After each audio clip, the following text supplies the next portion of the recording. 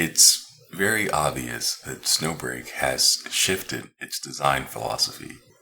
This is often credited with saving the game from ruin. In this video, we're going to look into how much support this theory has from the measurements available to us.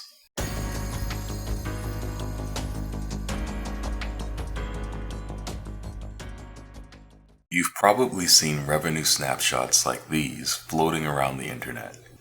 They're pretty good for figuring out if the game you're playing is doomed, but unless your game patches on the first of every month, they're not very good for comparing one patch to another. This is especially true for Snowbreak, since it alternates new limited banners with reruns. Reruns tend to make less money, so we see revenue drops in the second half of each patch. When a new patch releases, it makes more money than during the rerun period, which can make it look better than it actually is. Since these images are per month, they also don't give us much information on where the listed revenue should be attributed to. To learn that, I headed over to AppMagic. AppMagic lets us graph revenue rankings by the month or by the day. We can't see actual revenue numbers, but when graphing by the month and comparing to the monthly revenue numbers we have, we can see they largely mirror each other. If we check the daily ranking instead, we can get a more granular look at where the money is coming from. If we put the revenue numbers onto our AppMagic graph, we can see that some months, like November, have 2 peaks. Meanwhile, October is the only month with no peak at all. If we just look at the monthly numbers, we might get the impression that the game is struggling in October especially, even though it had similar dips in revenue in other places. This can also give a false impression of vitality. November revenue was initially thought to be 54% higher than October's. The numbers were revised at the end of the year, which is why they are different than our graph.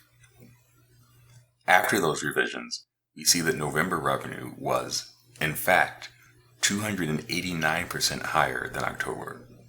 Was Moksha's banner really 3 times more profitable than Haru's? Well, no. The issue is that we're not comparing revenue on a banner-to-banner basis. Let's break our chart into banners instead for a second. We can very quickly see that the spikes in revenue align with a banner starting rather than with the start of a month. Haru's banner started on the 21st of September. The revenue spike associated with it had largely died out by the start of October. Moksha's banner didn't start until November 2nd. The only new banner in October was for Freesia Hush, a non-limited unit. Let's mark the areas on our graph where reruns happen and also throw in some labels for each banner. Banners overlap slightly, so the start of Freesia's run still had a limited banner available. Once that ended, revenue plummeted. This is the same thing that happened during Life's non-limited banner. Life's banner started on August 31st, and revenue nosedived once it had to carry the game on its own. The only thing that saved September's revenue was the release of a new limited banner on the 21st. So, going back to the November banner, we can now understand why it looks so much better than October. While October had no fresh limited banner to bring in revenue, November had a limited banner to start the month and the first rerun of a limited unit with Kaguya's banner on the 23rd. Zooming out, we can see that Haru and Moksha's banners weren't far off from each other, but Haru's seems to have been somewhat larger. While we're zoomed out, let's also take notice of the spike and valley nature of the revenue. This was the pattern all the way until January, when Shinjin's rerun banner took place. This was the second limited rerun banner, but the first limited DPS rerun banner. For the first time in the history of Snowbreak, revenue did not plummet in the second half of a patch. January started off incredibly strong, and then, on the 18th, Katya's patch began. If we look just at January, we see strong revenue for the first half of the month from the rerun banner and a spike in the middle of the month from the new banner. Katya's banner proved more durable than previous releases with the exception of Kaguya's lunch banner and Shinjing's original run. These strong back-to-back banners gave us a 97% jump in month-to-month revenue. But just to be safe, let's check out the previous month to see if it's another November situation. The month of December saw almost no revenue from the rerun banner it started in. It had a spike when test released, and the first few days of the Shinjing rerun with a smaller spike. This is a similar profile to November, so it's not surprising that both months had similar revenue. Since December was an average month overall, we can confidently say that January was a true jump in revenue rather than a recovery after a bad month. We can also see the reason that January was so strong. It contained a rerun banner and a fresh banner, both limited, both DPS units with strong meta relevance, and the rerun banner brought in constant revenue instead of crashing after a brief spike. Katya also had above average staying power. This is likely a direct result of releasing a DPS unit. Durable banner revenue was only seen near launch when everyone was new and during DPS banners. While this seems solid, let's also consider some other events that happened around this time. The Shinjing rerun banner began on the 28th of December, and the Steam launch happened after a delay on the 24th of December. Now, Steam revenue isn't part of this chart, but we did see much wider recognition of the game around this time. Perhaps more relevant, there were some scandals specifically in the Chinese gacha community at the end of the rerun banner.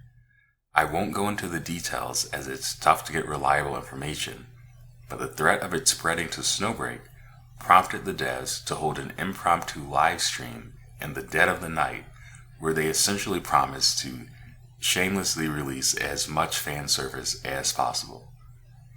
This was about the time they announced that they were going to release schoolgirl skins, change male logistics into female, rewrite Shinjing and Sirius' stories to erase their friendship, and retool their writing direction to have every operative vocally pining for the adjutant.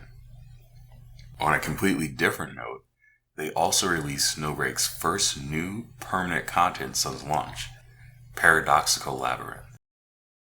Now, with so many things happening at once, it's difficult to pinpoint any precise cause, but I do think we can rule a few things out.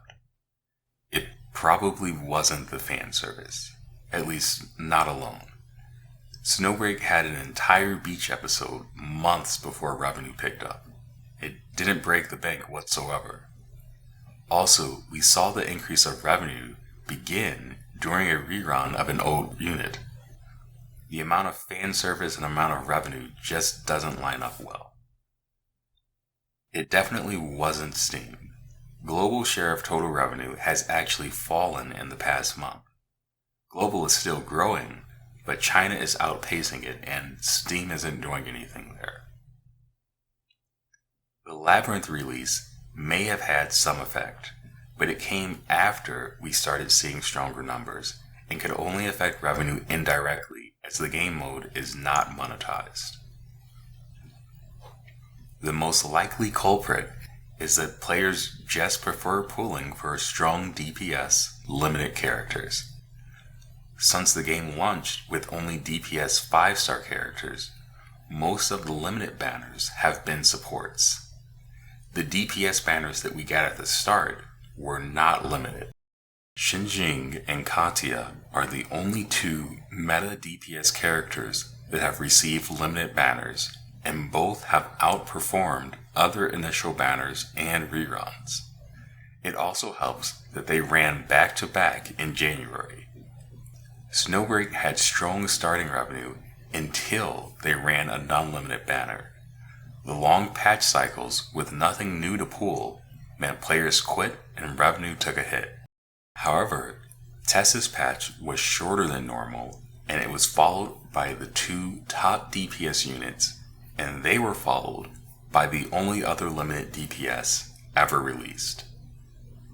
Snowbreak, for once, didn't lose momentum by padding its patch cycle with units players weren't particularly interested in. The amount of money each new limited banner brought in didn't increase by much, but the revenue from reruns skyrocketed. Haru's rerun had to carry February almost on its own, just like the non-limited banner had to do back in October. But this time, revenue held steady instead of falling off a cliff. Without bad reruns dragging them down, new banners are taking revenue to new heights.